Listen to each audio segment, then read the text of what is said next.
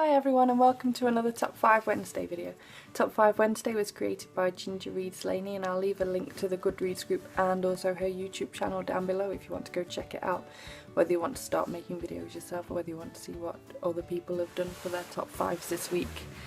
This week's theme is books that you've read in one sitting. I'm not actually very good at that. I can't remember the last time I finished a book all in one sitting. I used to do it quite a lot when I was younger, so I've got a lot of sort of younger choices on here. I just don't have the time anymore. If I do find myself sitting down, it's often with a thick chunky book, so I don't get read all in one sitting. A couple of these ones that I'll be listing this time are not one sitting, but we're definitely all within 24 hours. My first choice, as I said, I'm going with younger choices here, is the Goosebumps One Day at Horrorland by R.L. Stine. This one takes me back to my childhood. I'm not sure exactly how old I was when I read these, but it's really yellow. That's how long I've had it. This one's definitely one of my favourite Goosebump ones. It's one that I really remember flying through in one sitting as a child. I used to go and pick them up from the shop and then in the morning, and then I'd go and sit down on the afternoon that I'd bought them and just sit and read them all the way through. I did that with many of them, but this is one that I definitely know I did it with. This one is about the Morris family, and they go to a theme park called Horrorland for the day, and everything is definitely not as it seems in this book.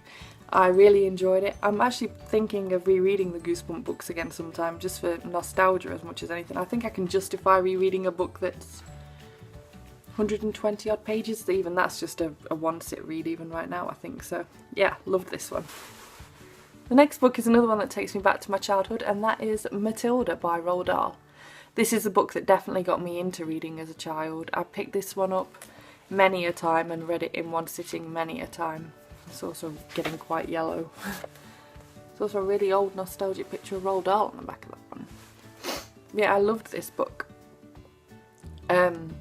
This is a book that got me into reading. Matilda, you all should know the story of Matilda by now, but in case you don't, is a little girl whose parents are awful.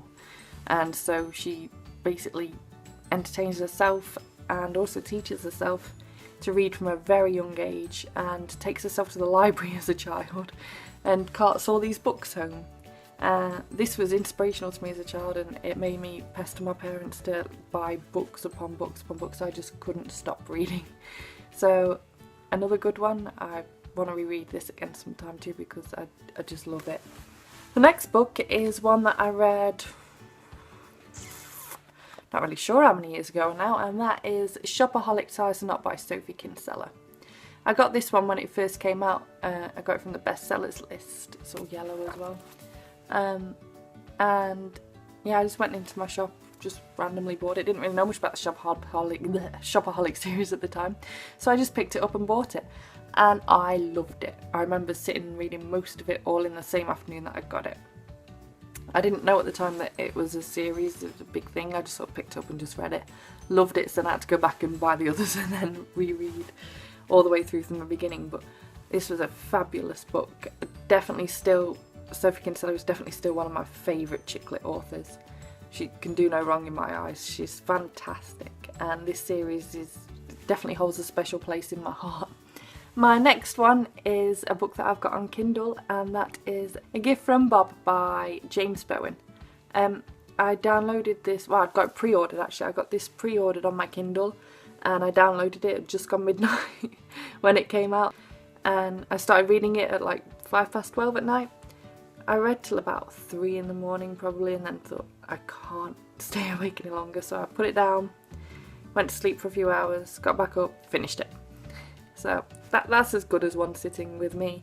Definitely in more recent times that's about as close to one sitting as you're gonna get.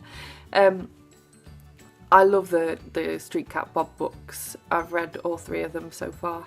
I think they're fantastic, they're inspirational. This one covers sort of just little short stories almost that are really heartwarming, just from their experiences and how they got to where they are, and I highly recommend you check all of the books out, not just that one, especially if you're a cat lover. And then finally, at number 1, I have got Harry Potter and the Deathly Hallows. I can't remember how old I was when this one came out, but I think either just finished university or was going to finish university soon. And I was living in Plymouth at the time, and so at about 11:30 at night we went trotting into the centre of town, and we noticed the queue for Waterstones was all the way through the city centre. I'm not even joking, like just looping round and round the city, and it was just ridiculous. And then we noticed that Tesco was also opening at midnight and selling them too. So we dived into Tesco, picked up a copy, went home. I was probably reading it for about 12:30, which isn't bad going. I again read this one till maybe 3 or 4 in the morning, and then reached a point where I was like, I can't read anymore, I need to sleep. So I put it down, got a few hours sleep, picked it up and finished it. So again, that was pretty good going for me. I'm not sure necessarily that I'm a slow reader, and I can sit and read for good chunks of time, just often real life gets in the way of letting me read for good chunks of time, so I really enjoyed this one. I don't think anything needs to be said about this one really. It's quite a thick one, the final instalment. It's what, like nearly 600 pages, but I have noticed I tend to read about 50 to 60 pages an hour usually, depending on the book, so it's time consuming for me to read a whole book in one sitting. I'm hoping that I will get to do that at some point again soon. I've actually got next week off work, so I'm hoping to get some serious reading done for that one.